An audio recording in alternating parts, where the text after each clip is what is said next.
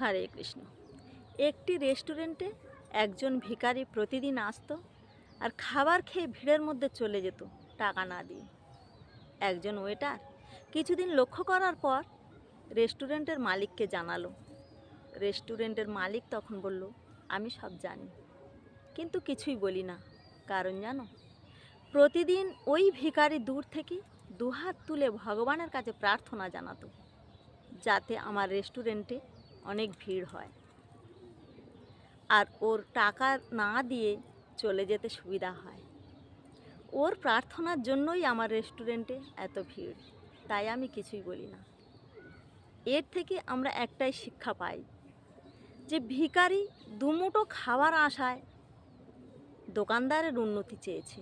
অর্থাৎ আপনি যদি অপরের উন্নতি চান তবেই আপনার উন্নতি সম্ভব। হরে কৃষ্ণ।